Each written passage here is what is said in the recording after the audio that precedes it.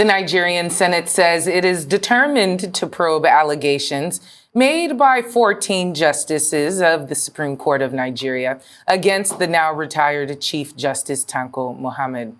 Joining us now to discuss more on the impending probe and the likely fallout is Arise analyst Dr. Sam Amadi. Thank you for joining us this afternoon, Dr. Sam. Thank you.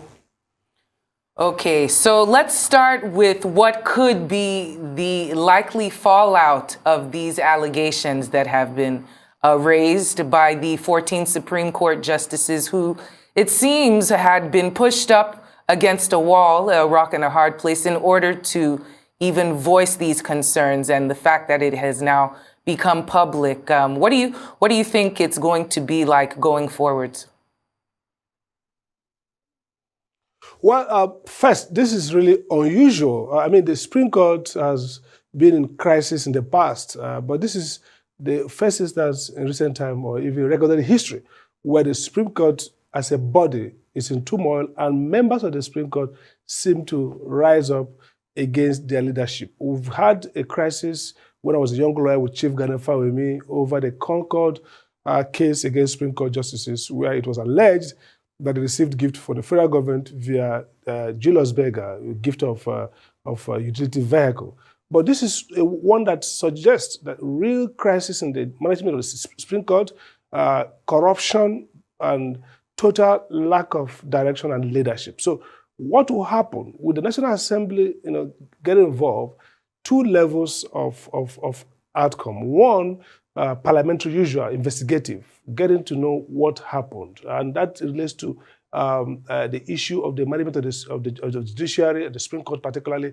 And of course, they are the ones who make law. The Supreme Court Act is an act of the National Assembly, and that gives it oversight and responsibility to determine whether the Supreme Court is being managed in a manner to achieve justice. The second level of outcome would be the one that looks at the culpability, the guilt or otherwise of the Senate, of the Chief Justice of Nigeria, especially as regards financial misdeeds. So again, the National Assembly isn't a court that can convict, it can't find guilt, but it can build the facts that helps it either to change the law, either to make new laws, or pass legislation. But ultimately, we expect that the anti-corruption agencies, the Nigerian police, and relevant agencies will build on these facts and then take criminal action against the Chief Justice of Nigeria, former Chief Justice of Nigeria, if these facts alleged are true, and if they amount, as they seem, to some violation of criminal code. So primarily, we're going to see two levels of outcome. One relates to the total rot, the lack of degradation of morality and capability of the Supreme Court, as those judges talked about. They said this is the worst time we've seen a level of degradation. And the second outcome will be that relating to the culpability otherwise of the Chief Justice himself, former Chief Justice himself, in terms of mismanaging, financial misappropriation, as the case may be. Very well said, Dr. Amadi. Now, I think this is actually the ultimate insult. The fact that the former Chief Justice is expected to get a severance package of 2.5 billion naira. And this comes in the midst of these accusations that we've already mentioned. And also the highlights of what the justices have, what they mentioned in their argument. Isn't this the ultimate insult towards the justices, that they're willing to part with this amount of money, going to a man who's been accused of these financial, crimes, and relegating their needs to the background?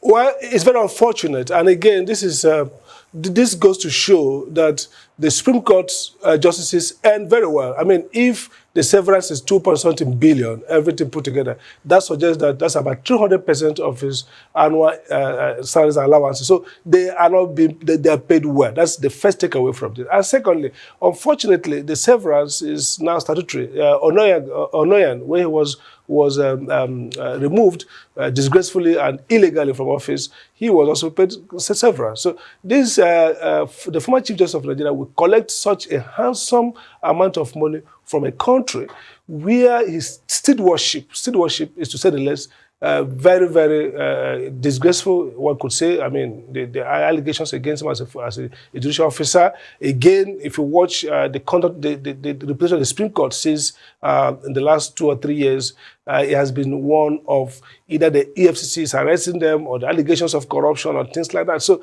primarily, that this is not a reward for good performance. It's actually an entitlement as a former judicial officer. So he earns it by virtue of being that office. The question is, if these investigations conclude, should he not suffer both financial and other, deprivations if it's established that these allegations are true? And that's really where the focus should be. The focus should not be to rush to pay the severance, even though he's entitled to them. The focus should be on establishing a weighty allegation by more than 10 justices of the Supreme Court or his colleagues who are in the Supreme Court, all of them signed up, raising not frivolous, raising fact-based allegations of that weight. It requires very quick response in terms of investigation.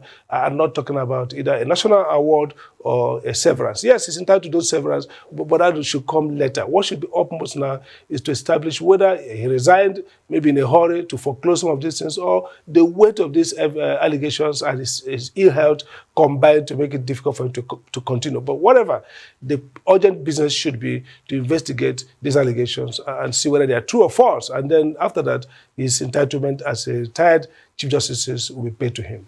Now, there are some people who believe that this probe should not be a person issue for the Senate at the moment. They believe they should focus on other issues like security, or should I say the lack of security in Nigeria, the high cost of living, inflation rate and all. Should this probe be a priority for the Senate? What then is the job of other agencies like the EFCC and the ICPC? Well, the Senate and National Assembly they are notorious for very poor investigative hearings. I mean, look, nothing comes out of it. So, in a sense, I would say, please, guys, take a walk, leave this and focus on what they do. But the question is, what are they doing well? They didn't do well the Electoral Act. They didn't do well, or they never had a good hearing on security. So basically, it seems to say this is not their job. Go to another job. None of them has been done well. But getting back to their job, really, it's their job really to have serious inquest into themselves justice in Nigeria. It's their job. If they will do it well, the crisis of the crisis in the judicial sector has become so much and so devastating on both the economy and social institutions in this country that they need a high-level parliamentary inquiry. But the problem is that it's never going to be done very well. But again, the EFCC, the ICPC, thankfully, the Chief Justice of Nigeria is a federal officer, and therefore the Supreme Court judgment around state officials not being liable to EFCC doesn't apply. This is where there is jurisdiction to proceed. So we want to see quickly that these financial institutions, anti-corruption agencies are swinging to action to investigate and possibly, if there's evidence, arraign the former Chief Justice on the charge of either corrupt misappropriation of funds. That's what matters most now. Now, his incompetence in managing the institution, his failures as a manager are things that do not amount to criminal liability. They go to the level of respect or lack of it that his colleagues and the nation has for him. But those actions that really implicate financial malpractices, allegations of his children, maybe fixing judgments and all kinds of issues. This Supreme Court really has been a place where there is so much allegations of clear corruption that the reputation has fallen, especially in the last 2 years. So those are things we can manage politically, and that's where the National Assembly comes into play. They might look at the need for reform in that sector. They might look at the issue of whether the appointing process, really, because it looks like whereas we have very credible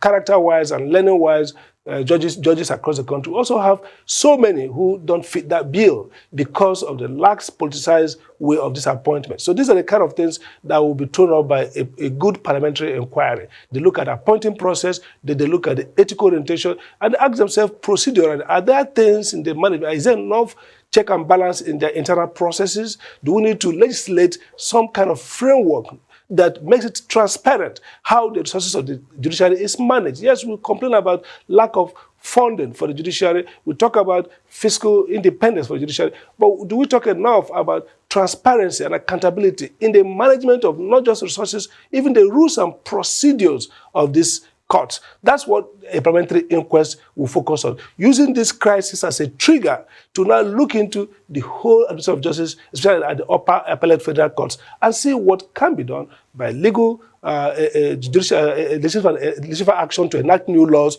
or even putting a resolution to the federal government executive to introduce some other measures that will help this sector be more transparent, accountable, and deliver on fair and efficient justice. That's why they should be looking at that. But the financial issues should quickly go to the table of the ICPC, the EFCC, and the Nigerian police, and reaction should be taken. This is not a case of interfering with the judiciary. This is now a retired Chief Justice, so there will be no case of trying to force him to give judgment in support of the government. So government has every incentive and leeway now to move in and clearly establish that this former Chief Justice has no question to answer, or that he has questions to answer. Well, Dr. Sam Amadi, thank you so much for joining us this afternoon and for your input.